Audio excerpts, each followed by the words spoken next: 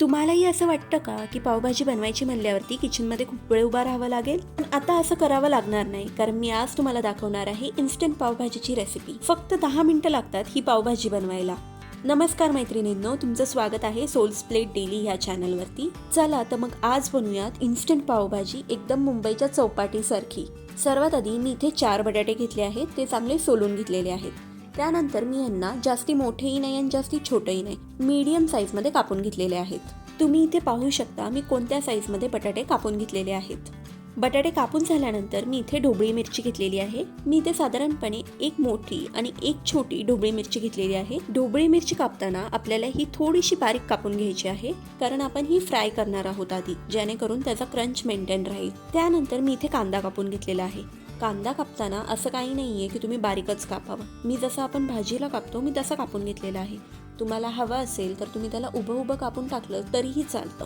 कांदा कापून झाल्यानंतर मी टोमॅटोही कापून घेतला, वटाणा सोलून घेतला आणि फ्लावरची फुलं तोडून घेतली.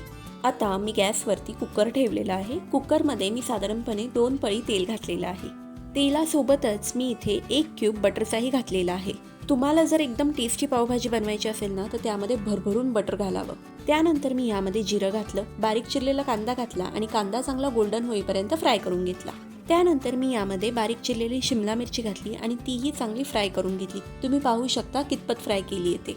2 चमचे आलं लसूण पेस्ट घातली, तीही चांगली परतून घेतली आणि मग बारीक चिरलेला टोमॅटो घातला. तुम्ही जर इथपर्यंत व्हिडिओ पाहिला असेल तर मला कमेंटमध्ये नक्की सांगा तुम्ही हा व्हिडिओ कुठून पाहताय ते.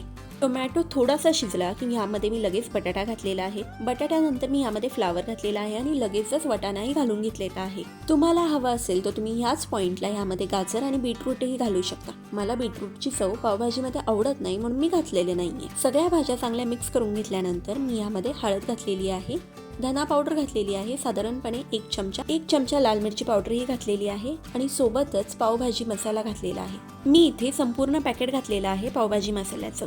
सगळे मसाले घालून झाल्यानंतर तुम्ही याच पॉइंटला यामध्ये 1 ते 2 क्यूब बटरही घालू शकता. त्याने खूप टेस्ट वाढते पावभाजीची. मसाले चांगले परतून घेतल्यानंतर मी साधारणपणे 2 ग्लास पाणी यामध्ये घातलेलं आहे. तुम्ही पाणी नॉर्मल रूम टेम्परेचरवरचंही घालू शकता, असं काही नाही की गरमच पाणी यामध्ये घालावं. सर्वात शेवटी मी इथे चवीनुसार मीठ घातलेलं आहे. यानंतर मी कुकरचं झाकण लावून कुकरला साधारणपणे 4 शिट्ट्या होऊ दिलेल्या आहेत, जेणेकरून आपली पावभाजी नीट शिजावी. जोपर्यंत आपल्या कुकरच्या 4 शिट्ट्या होत आहेत तोपर्यंत आपण लगेच पावही शेकून घेऊयात. मी पॅनवरती थोडंसं बटर घातलेलं आहे आणि त्यावरती लगेच पाव शेकून घेतलेला आहे. दोन्ही साईडनी बटर मी लावलेला आहे. तुम्हाला हवं असेल तर तुम्ही कमी बटर लावलं तरी चालेल, पण पाव हा नेहमी जास्ती बटरमध्ये शेकलेलाच चांगला लागतो. इथे आपला पावही शेकून झालेला आहे. कुकरच्याही 4 शिट्ट्या झालेल्या आहेत. मी झाकण खोलल्यानंतर याला मॅशरने चांगलं मॅश करून घेतलं. तुम्ही पाहू शकता भाजी छान शिजल्यामुळे लगेच भाजी मॅश होती येते. सगळी पावभाजी मॅश करून घेतली आणि त्यानंतर थोडासा खायचा कलर मी ह्यात घातलेला आहे व्हिडिओसाठी, पण तुम्हाला यामध्ये कलर घालायची काही गरज नाहीये. खूप टेस्टी लागते ती पावभाजी विदाऊट कलरही. मस्त गरम गरम पावभाजीमध्ये मी 2 क्यूब बटरचे घातलेले आहेत. बारीक चिरलेला कांदा घातला, वरतून लिंबू पिळला. बटरमध्ये एकदम फ्राय केलेला पावासोबत हे खायला काय लागलीये, एकदमच भारी. तुम्ही सुद्धा ह्या पावभाजीची रेसिपी नक्की ट्राय करा. फक्त 10 मिनिटं लागतात ही पावभाजी बनवायला. रेसिपी आवडली असेल तर चॅनलला सबस्क्राईब करायला विसरू नका. शेवटपर्यंत व्हिडिओ पाहण्यासाठी खूप खूप धन्यवाद.